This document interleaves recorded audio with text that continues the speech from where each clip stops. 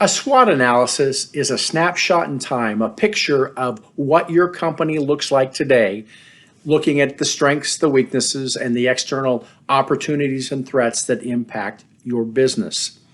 What your company looks like today versus 6 months ago or a year in the future will change because your company changes. Remember before you had a good supply of blueberries and were able to make blueberry jam? Remember before you had the packaging line or before the competition put in a bigger packaging line?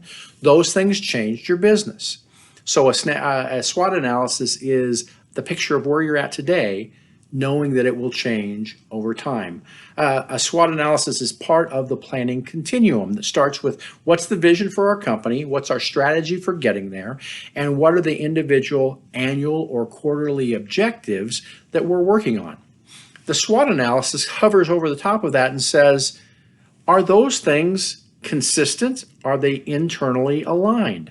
For instance, if you say the sales team says we're going to triple our sales this year, and the people in operations say, we can't package any more jam because we've used all the packaging time and lines that we have, then you have an internal inconsistency. You're going to have a problem meeting your company strategy or goals for the year.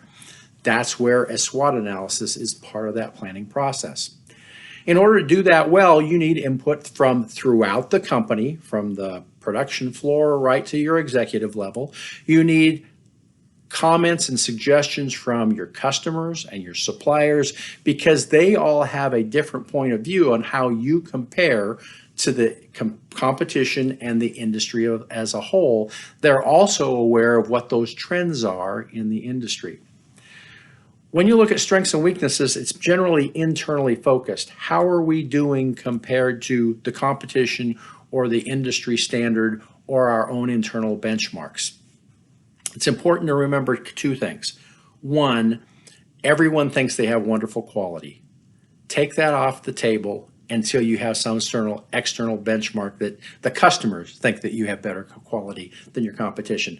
You don't know how many times I've gone to international trade shows and taken people with me who said, I thought ours was the only country that produced that particular crop or commodity. I thought we were the only one who packaged it that way. Oh my heavens, their packaging is so much better or different, or I hadn't thought about doing that with the nut crop that we have. That's why international trade shows are a great way to benchmark yourself against competition. But be careful when you say our quality is the best and that's our strength, because it may not be. The other thing to look at is strengths and weaknesses are kind of relative. We had a production line that we made for about 50,000 US dollars that produced at a relatively slow speed compared to the big companies who spent about 3.5 million US dollars making their processing line. Theirs ran a whole lot faster, made a much different commodity product. We could have said, oh, that's a weakness because we're very slow and inefficient in making that kind of product, if we had been comparing ourselves to the commodity product. Instead, we said, we can do custom sizes, we can do small runs, and we can give quick turnaround time. So for us, it became a strength because we changed the definition of what the market and the product is that we were trying to produce. So strengths and weaknesses, they're relative, and there are times that the same thing can be on a strengths list and a weakness list depending on who put the list together and for what product and what customer type the item is in reference to. Now, when you look at opportunities and threats, those are generally externally driven. Those are what's happening in the world, the competition, the global marketplace, those types of things. There's another management tool called an SWT analysis, strengths, weaknesses, trends.